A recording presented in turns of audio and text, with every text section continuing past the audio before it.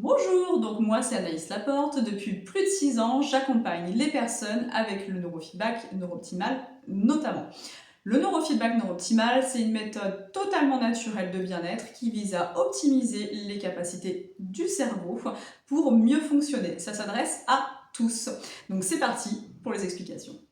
Donc j'aime comparer le neurofeedback à une forme de fitness cérébrale. Lorsque vous faites du sport, vous entraînez vos muscles pour qu'ils deviennent plus forts, plus efficaces et plus résistants. Avec le neurofeedback, en fait, c'est tout simplement le cerveau qu'on va entraîner. Bien sûr, le cerveau n'est pas un muscle, c'est un organe, mais il a cette capacité d'apprendre, de s'adapter et d'évoluer en permanence. C'est ce qu'on appelle la neuroplasticité. Donc le neurofeedback, c'est une méthode de bien-être totalement naturelle, justement. Le cerveau reçoit en temps réel des informations sur sa propre activité électrique et ces informations vont lui permettre de mieux s'autoréguler, de gagner en souplesse et d'optimiser progressivement tout simplement son fonctionnement. La version établie en 1999 par deux psychologues américains est aujourd'hui considérée comme l'une des technologies les plus avancées au monde. Le neurofeedback est actuellement utilisé dans plus de 75 pays. Nous savons tous qu'il est important de prendre soin de notre corps.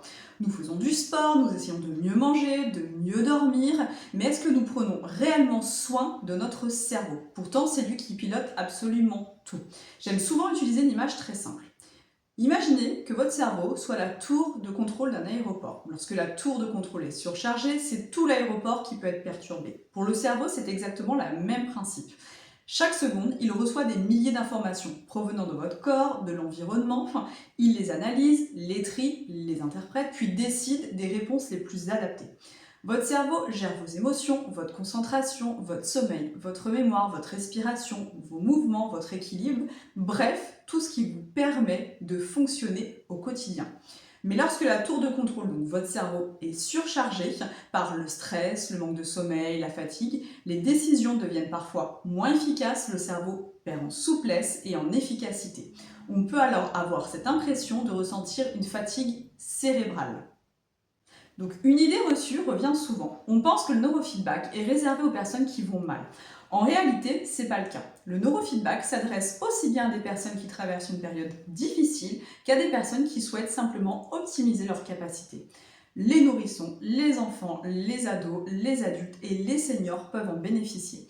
Dans mon cabinet, j'accompagne des profils très différents. Des enfants qui souhaitent mieux gérer leurs émotions ou améliorer leur concentration, des adolescents qui sont confrontés au stress scolaire et aux examens, des adultes qui ressentent une importante charge mentale ou qui souhaitent retrouver davantage de sérénité, des sportifs qui cherchent à améliorer leur récupération, leur concentration et leur capacité à rester performants sous pression, des entrepreneurs aussi qui souhaitent gagner en clarté mentale, en efficacité et en prise de décision, ou encore des artistes qui veulent accéder plus facilement à leur créativité et à leur état de flow.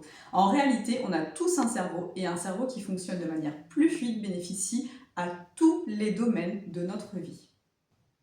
Nous avons tous une histoire différente, des expériences différentes, un niveau de stress différent et des ressources qui nous sont propres. Il est donc impossible de prédire exactement les changements qu'une personne va observer. En revanche, ce que l'on cherche avec le neurofeedback est toujours la même chose: permettre au cerveau de fonctionner dans de meilleures conditions. Le neurofeedback ne cherche pas à faire de vous quelqu'un d'autre, il cherche tout simplement à vous permettre de fonctionner avec plus de fluidité. Imaginez un cerveau comme un ordinateur. Au fil de la journée, vous ouvrez des logiciels, puis un deuxième, puis un troisième. Petit à petit, l'ordinateur continue de fonctionner, mais il devient moins fluide. Les applications mettent plus de temps à s'ouvrir, notre cerveau fonctionne parfois de la même manière.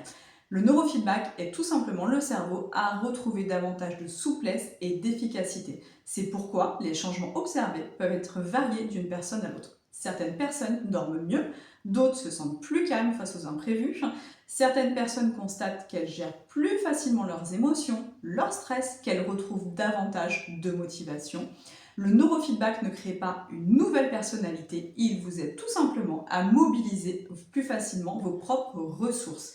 Imaginez que vous conduisez une voiture avec le frein à main légèrement serré. La voiture avance malgré tout, mais elle demande davantage d'énergie. Le moteur force davantage et les performances ne sont pas optimales. Le neurofeedback ne change pas le moteur, il aide simplement à desserrer progressivement ce frein invisible. Le potentiel, il est déjà là, il devient plus simplement facile à exprimer. C'est aussi pour cette raison que que le neurofeedback ne s'adresse pas uniquement aux personnes qui traversent une période difficile, il est également utilisé pour des personnes qui vont bien mais qui souhaitent tout simplement développer leurs capacités. Donc pendant une séance, vous êtes confortablement installé dans un fauteuil et des petits capteurs sont placés sur votre tête et vos oreilles. Vous écoutez tout simplement de la musique. Une question revient souvent, est-ce qu'on envoie quelque chose vers le cerveau ? La réponse est non. Les capteurs n'envoient absolument aucun courant électrique, aucune onde, aucun signal dans votre cerveau. Ils servent uniquement à mesurer son activité électrique. J'aime comparer ces capteurs à un stéthoscope. Lorsque votre médecin écoute votre cœur, le stéthoscope n'agit pas sur votre cœur, il se contente de l'écouter. Ici, c'est exactement pareil.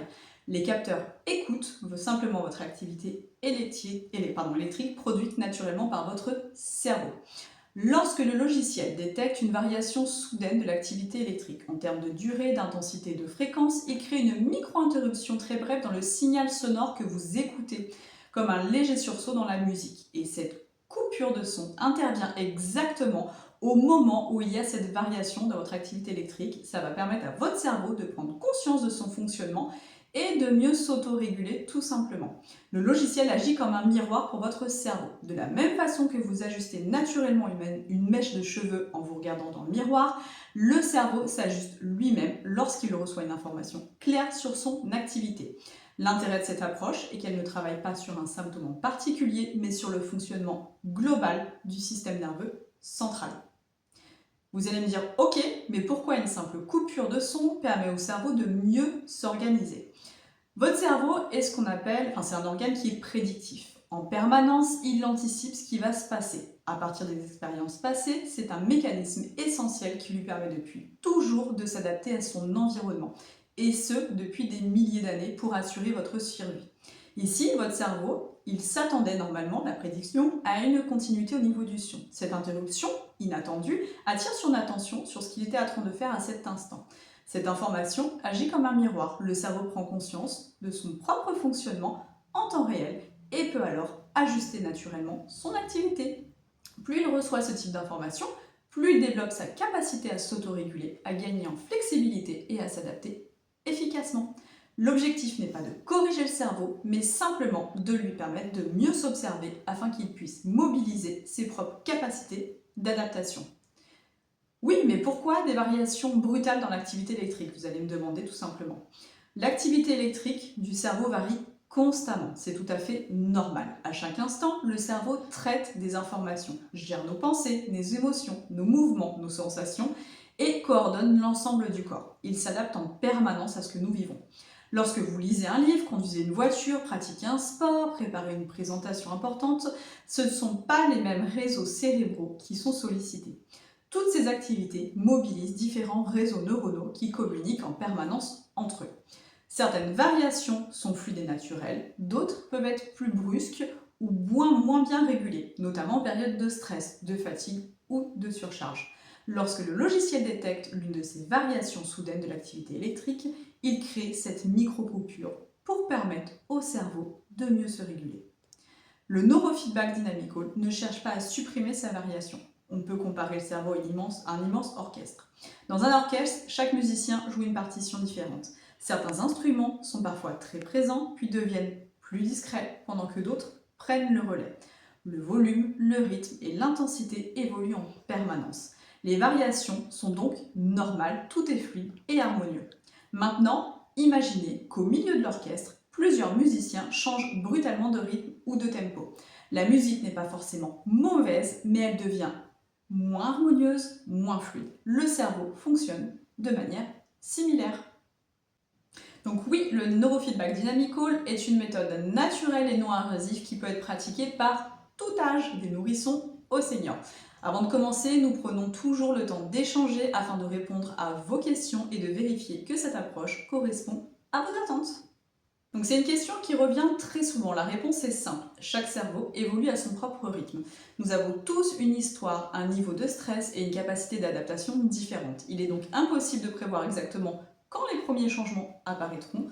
En général, les premières évolutions sont observées entre la première et la quatrième séance. Pour certaines personnes, elles sont très rapides. Pour d'autres, elles s'installent plus progressivement. J'aime faire le parallèle avec l'entraînement physique. Lorsque vous commencez le sport, votre corps travaille dès la première séance, même si vous ne le voyez pas encore les résultats physiquement dans le miroir. Pour le cerveau, c'est exactement la même chose. L'important, ce n'est pas d'aller vite, mais de permettre au cerveau d'intégrer durablement des nouvelles capacités d'adaptation. Donc c'est une question que l'on me pose souvent. J'aime prendre l'exemple du vélo. Une fois que vous avez appris à faire du vélo, vous n'oubliez pas comment en faire, même si vous ne pratiquez pas pendant plusieurs années. Le cerveau a intégré cet apprentissage.